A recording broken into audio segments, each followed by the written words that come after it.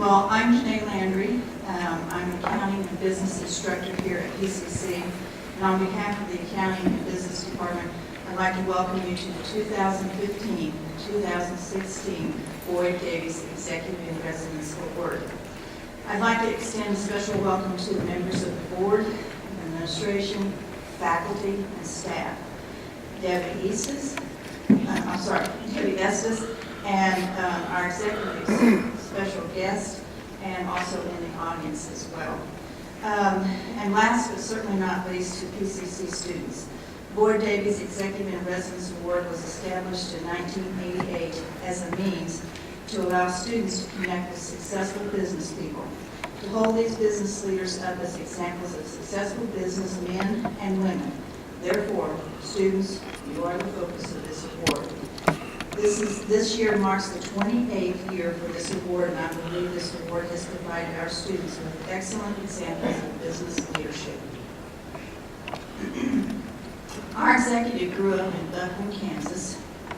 He attended Colby Community College on basketball and academic scholarship. While there, he met the love of his life, who would become his partner in life and in business. Our executive's father believed the best way to learn business was to work in every area of that business.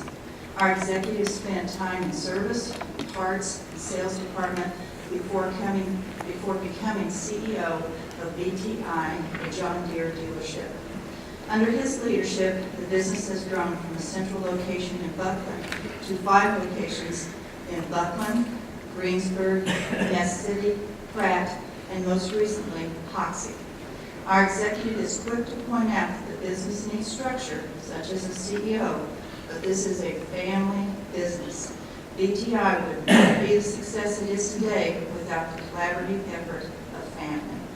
BTI also views its 158 employees as family who contribute to the success of the business.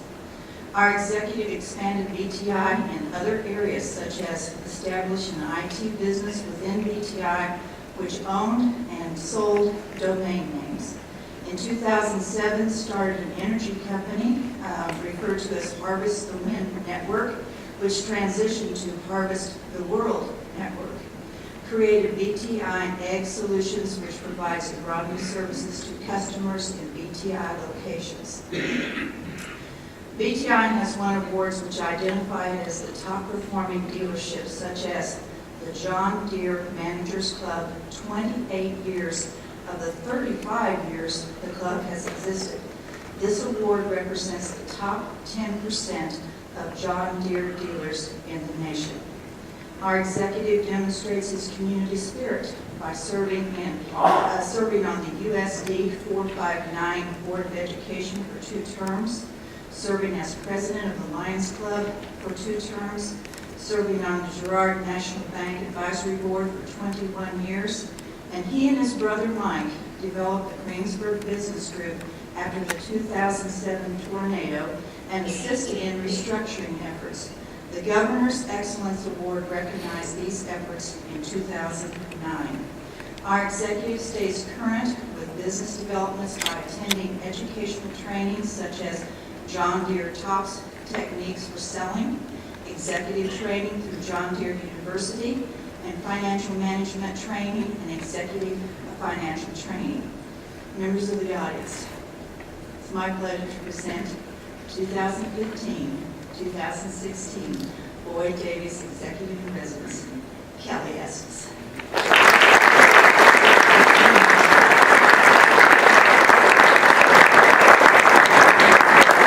Thank you, Jan. I'd like to start by President Calvert, Board of Trustees, administration, faculty, staff, students, and community. Thank you for this very special honor and for letting me give a presentation here today. Wow, where do I start with this speech? I've been very apprehensive as how to start this other than to thank everyone for allowing me to be chosen for the 28th Boyd Davies Executive in Session. Something that is very interesting to me is that my grandfather and father both had done previous business with Boyd Davies as BTI sold Schaefer discs for years.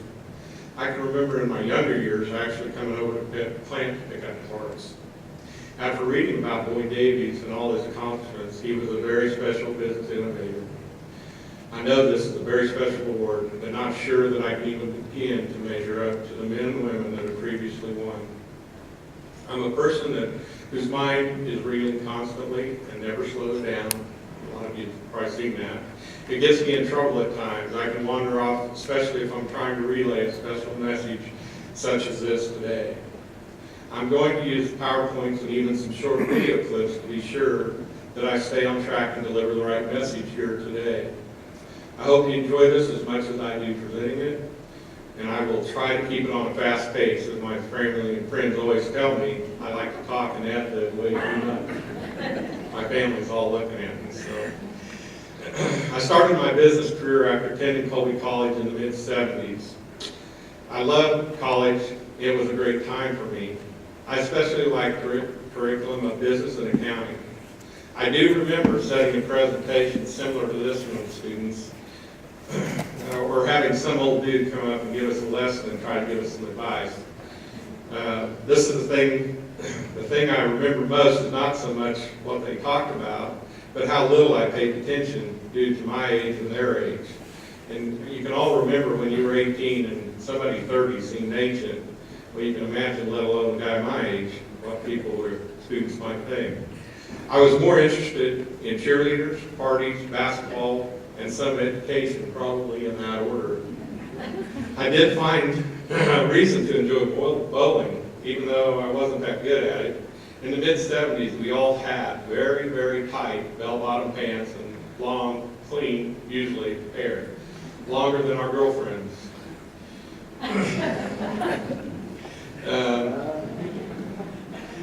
The reason I bring this up is for two reasons, because this is where I met my lovely bride of 41 years. She worked at the bowling, she couldn't see that. She worked at the bowling alley and was the employee right behind the lanes, collecting money and making sure everyone had shoes and balls. I was with one of my friends who introduced me to this gal. I was quite taken and impressed with not only her ability to be very nice, but she looked pretty cool. I know that's a 70s term, but now she was beautiful to boot. Now I think you call them hot. Baby boomers, that's what you call them today, and then the millenniums call them baby boomers. Imagine that, cool to hot. I was in a pair of those really tight, multicolored pants. Probably took me a half hour to put them babies on. I was lined up, ready to bowl, and just as I released that ball, the sound was pretty deafening, or at least I thought it was, and it ripped my pants out from one end of the crotch to the other. Embarrassing moment for sure. I immediately turned around, and here was this very gorgeous woman watching me and smiling ear to ear. I'm like, she's doing now. I thought to myself, how the heck am I going to get out of this situation? She waited and observed for a minute or two, and then she brought her jacket up to me to cover myself up to get out of the bowling alley.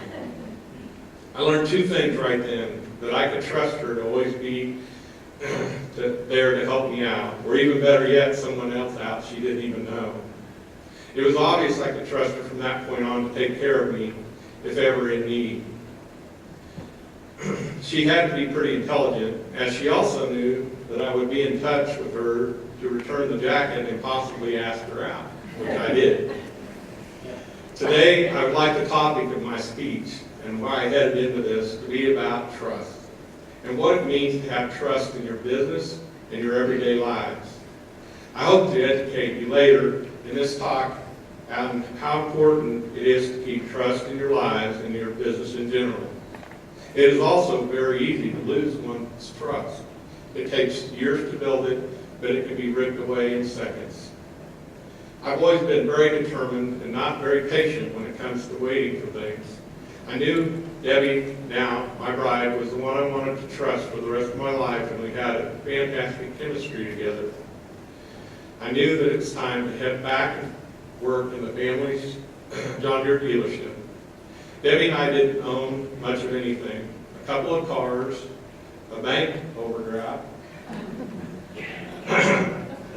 but really had no money to start with whatsoever. I worked for $350 per month, and we were leasing a very small house in Buckland, Kansas, population 892. Our father, M.L. Estes Sr., was a very conservative but good businessman. He wouldn't have any of his kids start the business at the top level, no matter the degree or how qualified we were. So we each had to come back from school and work through every facet of the dealership. We started in service, then parts, then sales.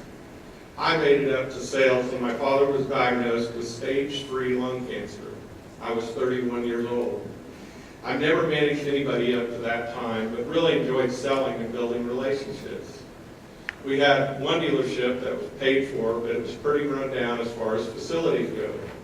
Dad, being from the greatest generation, was very conservative, and if it wasn't cash that paid for it, he didn't purchase it or improve it. I look back on it now and wonder what Dad would think about BTI today and what his family has been able to accomplish. I was very fortunate enough to have other family members that wanted to come and work in the store as well. A sister, Letty, she was our controller and insurance agent, and now is our vice president. Two brothers, Bud, who retired from BTI management after 47 years, and now works hard in the House of Representatives trying to balance the budget. And Mike, now VP, who left the business to move to California to get in the ministry. Fortunately, he decided to come back 14 years later to be a part of BTI management. One day, I was very blessed to receive a call from my best friend, my son Jeremy. As a senior at Fort Hays State University, he asked me if he could come back and work full-time in one of the two John Deere locations. He came back, but with one stipulation. He wasn't going to work through parts and service when he came back. And the reason being, he had previously worked through those departments as summer help from sophomore year on in high school. Jeremy's a unique young man and great son. Jeremy paid his entire way through college selling cars except for the first semester. I knew he was already so successful selling that I didn't think I'd have an opportunity to get him back. Thank goodness that worked out. Another benefit from coming home early was the opportunity to work with my father at an early age. Dad and I became quite close in business and pleasure before he passed. I enjoy working with my family and having a fourth generation business with my son Jeremy, who's also in line to be my successor as CEO of BTI. I might be the one receiving this award up here today, but I promise you I wouldn't be near this successful without my family. I'd like to introduce them right now, if I could. I got my wife, Debbie. Wait, Deb. My son, Jeremy, and his wife, Debbie. My sister, Letty. And her husband, David. He didn't want to walk up the stairs, right, David? Right. Yeah. I got my oldest brother, Bud, and he's in the hospital for his today. Yeah. Okay. My other brother, Daryl. My other brother, Mike, and his wife, Christy. One of the things I would like everybody to know is I've been involved in the college and got on the advisory board, but I'd like everybody to know how good we should feel about Pratt Community College, and I want to plug that, and how fortunate we are to have it right here in Pratt, Kansas. Students, you should be very proud that you've selected PCC as your college of choice. PCC has won many awards, but I picked this one out today to share. PCC, one of the top 150 in the country for the third time. And if you can notice, there's 15, 16, and 17. The Aspen Institute identified the top 150 colleges, about 15% of all institutions, using quantity formula that assesses performance and improvement in 4 areas: graduation rates, degrees awarded, student retention rates, and equity in student outcome.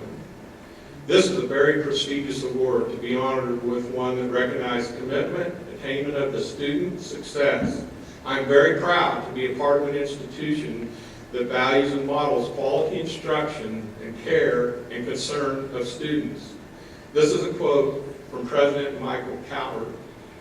I've been very fortunate to personally get to know Dr. Coward. He's a fantastic president, leader, scholar, and mentor to Pratt Community College. I see him in here. There we go. Now, Doc, I don't owe you that $50 anymore, right? No.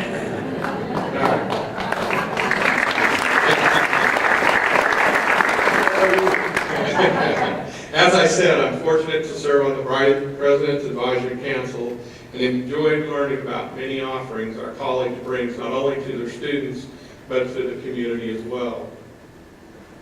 If it's okay, I'd like to show some slides. I'll try to get through them fairly fast, but they're a lot of the stuff that Janae was talking about when she introduced me. BTI has won the John Deere's Manager Club for 28 of the 35 years that it's existed. This is the top 10% of John Deere dealerships in the nation that receive this award, and it's based on their area of responsibility where they can market share, and it's part of John Deere Dealer of Tomorrow matrix and marketing strategy. A couple things I'd like to note about John Deere dealerships that people get confused on. John Deere dealerships are not franchises. A lot of people think that we're like Walmart, RVs, or any of them that are franchised and owned by the companies. Our assets are owned by us, and our contracts are annual renewable. It started with our grandfather 73 years ago in 1944. I thought that's pretty interesting. People might like to know that. The other thing we did, and she commented on this, we started in 2007. BTI started an energy company called Harvest to Win Network. Harvest to Win Network, which eventually turned into Harvest the World Network. We expanded into other countries and regions of the world. The energy division ended up covering 35 states and 6 provinces of Canada. It started out of that tornado that hit Greensburg. We started this, my brother Mike and I started this. We had a company come in with a small turbine that was a unique turbine to the industry, and it had an inverter built into it, and it was towers that you put up to power up energy and quit pulling it from the grid. Anyway, so we have one of these donated to us. In Greensburg, we moved east of town, and they didn't have power out there from May to November. And this is how we powered up our building, because it was such a unique turbine we could plug into the head of it, and it was part of the lead innovation points that went into that building. The other reason we got into it is it took the peaks and valleys out of our commodity prices, and a dealer, you get drought or rain or disasters. We can harvest wind year-round. You can't do that on grains or cattle or anything like that. So by getting into the wind, it really did help us. Plus, it gave us something for our service technicians to do if it got slow in the shop. We thought it was such a great business model. That's why we rolled it out to all the people that we got to know in the Managers Club, with people we know, we trust, and we knew that the service would be done on the machines. So I had the fortunate pleasure of my daughter calling back after the tornado and wanted to come back and get in business. She always wanted to work with me, and we just never had that opportunity. And she became our VP and marketing director, and we traveled 41 states and 6 provinces of Canada and several other countries setting up that network. It was an excellent business model. The next thing that she commented on, we started and ran an IT business within a business. We owned and sold the domain names to first, when the internet first began in 1999. We owned JohnDeere.com, that's up here, and JohnDeere.net. We owned CrownRoyal.com, Versatile.com, FortNewHolland.com, et cetera, et cetera. We had several. With the proceeds from the sale of the domains names, BTI has been able to stay on the leading edge of technology for a long time and ahead of the competition, and we drove it throughout all of our dealerships. The history of BTI Greensburg. I know people have seen this and heard this too many times, but as you notice, this is BTI we're in this circle. This is May 3rd, there's May 4th. And I know you've all seen it. But BTI, what happened to us, I could write a book about. Well, actually, I am going to write a book about it. I've already started on it, so someday you'll see it. But the one thing that we had that was pretty tough on us, our family lost a $24 million loss. It was the single largest loss in a 102-year-old insurance company by the name of Federated. They've had more mass loss, but not more single loss. We had 20 million of that. Everybody thought we got rich, but 20 million of it went to John Deere immediately to pay off the machinery. All of our inventory, or the majority of it, was there. We had 36 families displaced that lost everything they owned and had to their names. $2.5 million of other people's equipment was on our property, and it was 3 weeks before harvest. We had to deal with 14 different insurance companies besides ours. BTI decided to build back on Sunday afternoon. The storm was Friday, if Deere would allow BTI back. We also had to buy an existing dealership to spread and keep all our employees somewhere. By buying Pratt, we bought it 12 days after the storm on May 16th, and Pratt was not for sale. Fortunately, we told them we could take what insurance we had left and we could buy Pratt to relocate, and that's what got us into town. And the owner here was good enough to work with us. From Friday to Wednesday, when President Bush arrived for the first time, I had 3 hours of sleep. People were tired of hearing about Greensburg disaster, and I know we are, and there's lots of disasters. But I will tell you this, there's a lot of good in people when you see disasters. And we saw it. That storm happened at 10 o'clock that night, 9:30, and I didn't go home until 5:45 and couldn't stay there. It came back at 6. When I came back, there was 116 people, customers, friends, and trusted people that were there to help us clean up our facility. It was amazing. The things I want to show you, this isn't what you want to wake up to in the morning at first light. This isn't what you want to see when you got 3 weeks to go harvest your grain. This is a hard way to wrap your tractor like a present. I'll make it light. This is a hard way to fill up your car with gas. And if you notice, I don't know if you can see it, but right through there's a pickup, one of our pickups. That pickup was locked in the building, in the shop, when the tornado hit, and it picked that pickup up over the top of the building and set it right there, and all it had was a flat tire. So it was a very powerful storm. This slide is when Bush came from Friday to Wednesday. And I'll point out, I've introduced him, but you can see President Bush was good, and he met with all of our families, and each one of our families got to take pictures. I think there's one on display down in the hallway. There's Jeremy, my son, my daughter-in-law Kay, my wife Deb, my daughter Haley, who came back and worked in the Energy Network with us out of the disaster. And there I am, and I'm asleep. It was kind of a fog. I don't remember a lot of it, but I do. There is one thing that I do remember. I did it again. Sorry. That I do remember very well. And Mike and Letty were walking, and the president had his arm around Letty, and Mike says, "Letty, do you believe you're walking with the President of the United States?" And she said, "No way." So President Bush leans over and he says to Letty, he said, "Young lady, there are days I don't even believe I am the President of the United States." This is a Greensburg breakdown of the Greensburg building, BTI Greensburg. I think it's important to share with you a little bit about this. But I think I don't know why I named that slide that. I guess because it about broke us to build it. It actually ended up, we started in a regular facility. We were going to build sustainable energy. And all of a sudden the town leaders and everybody decided that's what they were going to do. So we ended up going ahead and following their lead, and we ended up building LEED Platinum.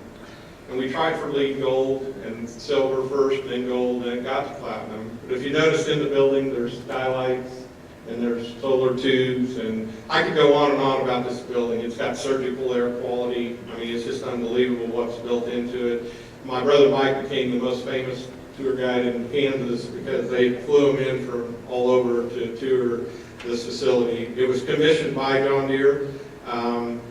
That doesn't mean they paid anything towards the building, because they did not. They paid for the paperwork on it. That's why there's a John Deere poster, and it's signed by President Bush. And when he came back in 2007, he gave the commencement speech and 7 on the golf course because they didn't have a gymnasium.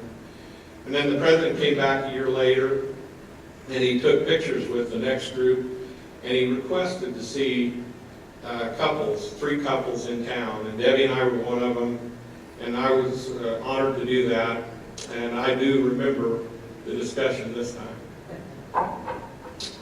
The other thing we did was the Governor's Award. Janae hit on that, and we developed the Kiowa County Business Group, and 2 weeks after the storm, even before FEMA was in town.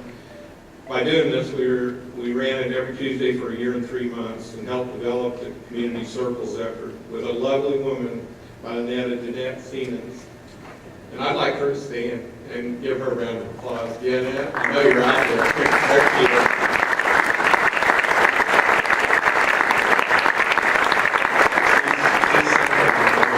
I can tell you she did a lot to get the community going. She does a lot for everybody. She's just a good person, a good leader.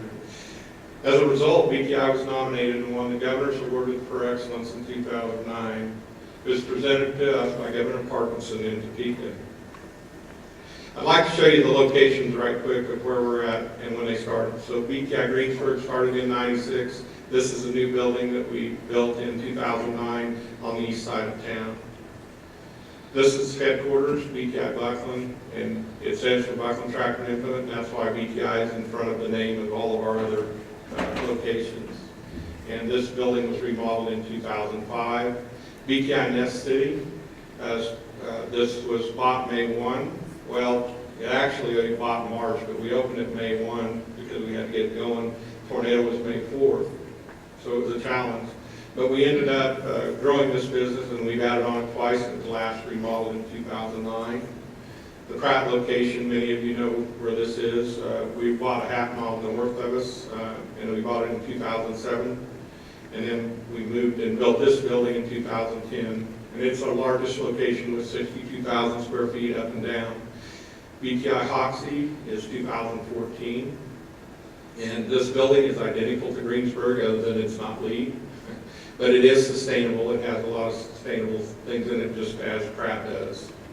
This is a ground-up business. It's going to be a challenge because there wasn't an existing business to buy. So we're anxious to get the BTI culture into that community. The other one is the BTI Solutions. BTI Solutions started in 2012, and it's headquartered out of Greensburg in the old Energy Building. And it provides economic services to all our customers in all locations. We feel like we can maximize, optimize technology that's built into all our machines. Now, students, this is the part I've been wanting to get to. It's enough about me and what we've done, but I go to a lot of different seminars, and I've been to CEO summits a lot. Almost every year we have an annual CEO summit. I've tried to think about what I was going to share with the students today that makes sense to me. Out of everything I've ever been to, this one hit home. And I'm hoping that I can just affect one of you and find out what I'm talking about here and what the message is that I'm about to deliver about trust and what it can do for you in your everyday lives and in your business in general. I came to this CEO summit, and there was this person there by the name of David HORSAGER, and that's who's on the screen. He's an author, scholar, and inspirational speaker. His presentation was phenomenal, and it really hit home and emulates what we should all be about. So with that, I'd like to go ahead and start this film, but I know this is how we've been able to build and establish our trusting relationships with all our immediate family, our trusted customers, and our family of trusted employees. Mr. HORSAGER is going to show these 3 videos and explains his 8 pillars: consistency, clarity, compassion, character, contribution, competency, connection, and commitment.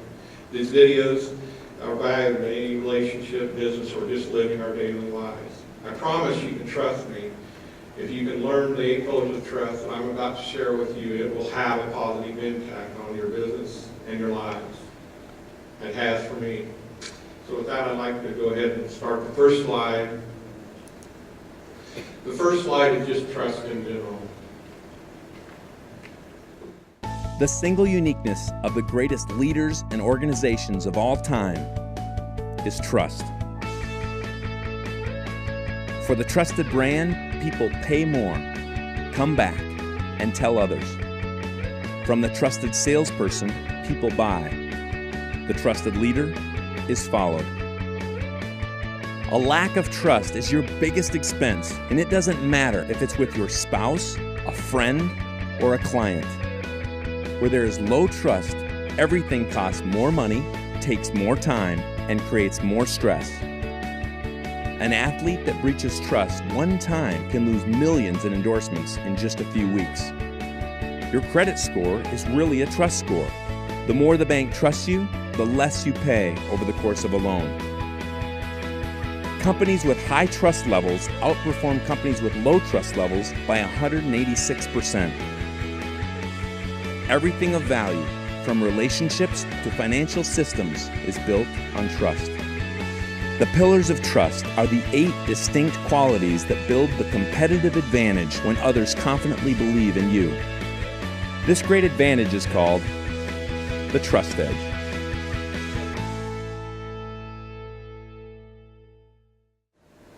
The next one is going to be about the 8 C's and how they can incorporate it. And he breaks them down on the pillars of trust. The 8 pillars actually build the trust, and he's going to share with that.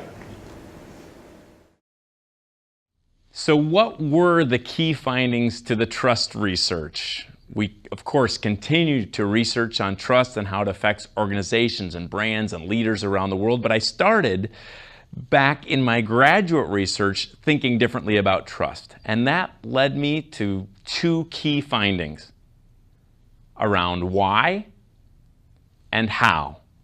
First was the why. Why trust? Why is it important? Why? Well, I found the why was very important. I found that a lack of trust really is your biggest expense.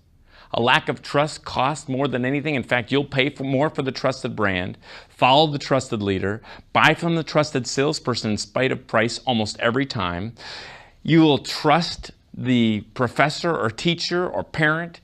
Trust, a lack of trust really is your biggest cost, your biggest expense, and the single uniqueness of the greatest leaders, organizations, brands, friends, CEOs of all time is trust. First part of the research was why trust? Because it's more important than anything else if you want to make a great impact in any way. The second part of the research was how? How do you build trust then? Is it just integrity or is it just honesty like some people think? No, there's a whole lot more to it. And that led me to the 8 uniquenesses that came out of the research. Of course, in the book, and now we call them pillars because we think they hold up the greatest advantage of all time, something we've come to call the trust edge. The greatest competitive advantage or competitive edge you can have is being trusted. We call that the trust edge. So how do you build it? 8 pillars. The first pillar is consistency. We trust those that are the same every single time. They're consistent, for good or bad. If you're late all the time, I trust you to be late. If you speak well of people, whether I'm in the room or out of the room, I tend to trust you. We tend to trust McDonald's whether we like them or not because they give us the same. I've had the same burger in Cleveland, Frankfurt, and Tokyo. It's the same. It smells the same, looks the same, might be made of something different, but it's the same. Pickles off-centered everywhere I go. It's that sameness that we tend to trust. We want to know you're going to be the same all the time. You're going to deliver the same product. You're going to act the same. Then we'll trust you. The second pillar is clarity. People trust the clear and they mistrust or distrust the ambiguous in every area. Clarity of vision we tend to follow and focus on. Clarity of expectations As a parent or as a teacher or as a manager, we tend to respect those people that are clear about the most important things they can do every single day. They get the most done for their organization and themselves. Clarity. The third pillar is compassion. We trust those that think beyond themselves, that don't underestimate, by the way, the power of actually caring beyond yourself. Compassion is powerful. The fourth pillar is character. Many people thought this was everything. It's not everything, but it is foundational. The leaders and people that really had this pillar did what needed to be done, when it needed to be done, whether they felt like it or not. We have a problem in our country. Many people do what they feel like over what they ought to do, and they lose trust as a result. It is the work of life to do what's right over what's easy. Those that do what's right over what's easy, they live healthier. They have people that want to vote for them, follow them, buy from them, listen to them. Do what's right over what's easy. You'll build the character pillar and you'll start to gain the trust edge. The fifth pillar is contribution. This pillar speaks to the idea that at the end of the day, I need to see results. You need to be a contributor of results. You might have compassion, you might have character, but if you don't give me the results I asked for or expected, I can't trust you. The sixth pillar is competency. You might have great character, you might have great compassion, but I might not trust you to give me a root canal unless you're competent at that. I trust the person that stays fresh, relevant, and capable in the area they want to be trusted in. Competency starts with humility, knowing I don't know it all. And then it builds on that by putting good things in. There's a truth in every single science that input leads to output. Business, we say input leads to output. First law of thermodynamics says the energy you put in is exactly the same as the energy you get out.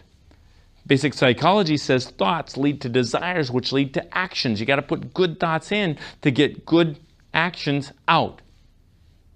Those that stayed competent and capable, they put good in, and as a result, good came out. The seventh pillar is connection, the ability to connect and collaborate.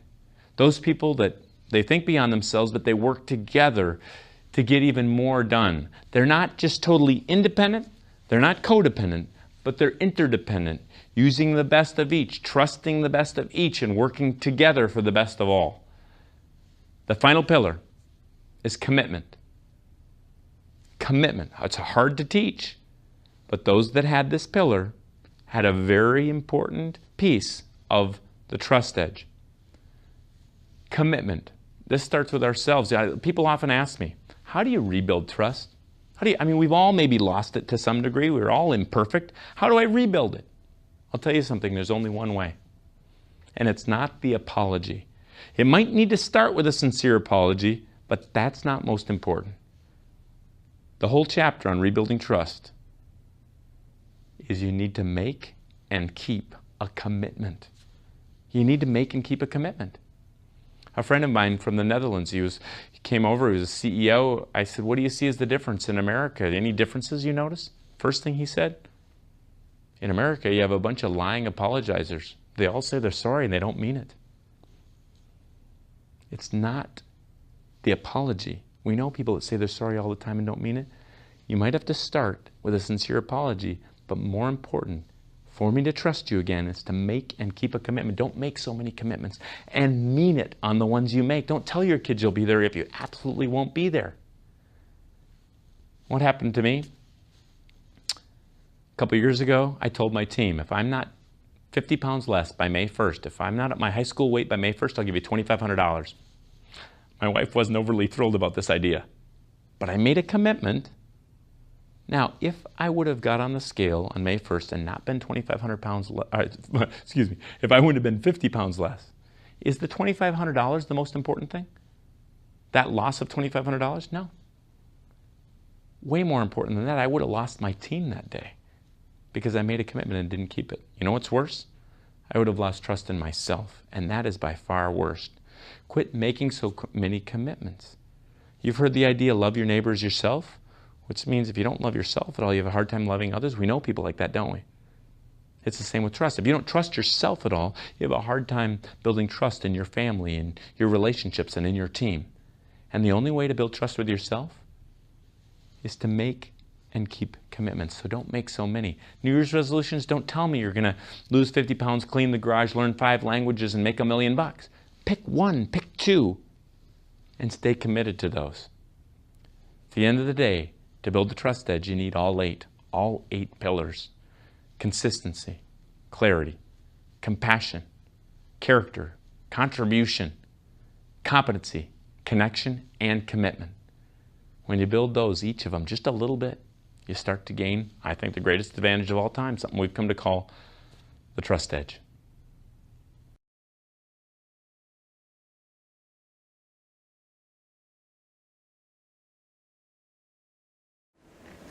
The next video is a short one, and it's basically just telling you about how he teaches each one of the pillars. And this is just an example of that. And it's consistency and attention to details. We have the opportunity in every single interaction with every single person on our team, in our family, in our community, to build or lower trust. Every interaction we have with anyone, our trust increases or decreases just a little bit.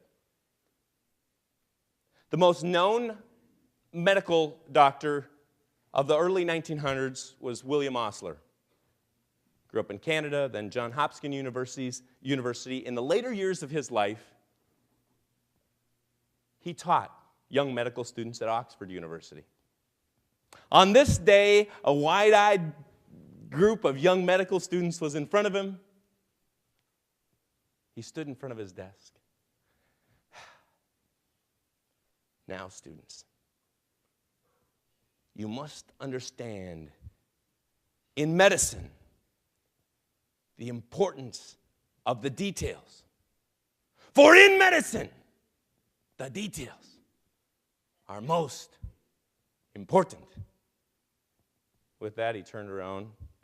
On his desk, he picked up a flask, a clear glass jar filled with urine. Sometimes you can discern the disease from which the patient suffers by tasting the sample. With that, he put his index finger in. With that, he tasted. The students frowned. Now each of you do as I have done, and he handed the flask to the first person on the first row.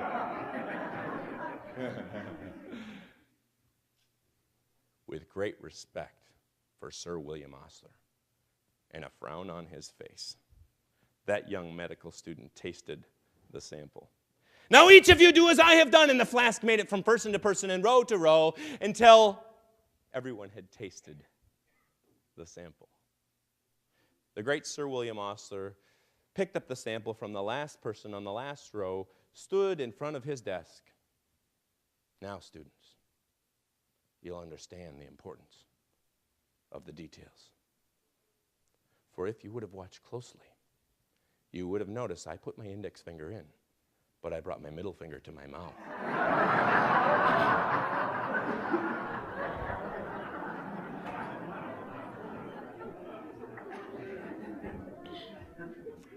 It's the little things done consistently that make the big difference in every area of life. You know, you can find, you could be a motivational speaker, don't like that term very much, and make a lot of money telling people how to make $1 million in a month and lose 50 pounds in a week. Trust isn't like that. It takes time. It takes work. But it's the only way to genuine impact in any industry, in any family, in any life. I hope you enjoyed that. You can really get a lot of value out of David HORSAGER. And for additional information, I did post this for the students. It's www.davidhorsager.com. You can read about his book, The Trusted Edge, and training videos. One of the things, I wouldn't be a very good CEO of my company if I didn't read, after that, our BTI mission statement, and I'd like to read it. BTI will consistently demonstrate that we are a standard of excellence in everything we do through our dedication to increasing customer satisfaction and market share and profitability.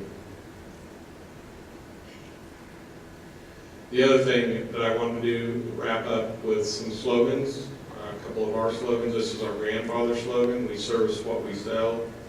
And the slogan actually has trust in it, because if you can trust it, service will be completed.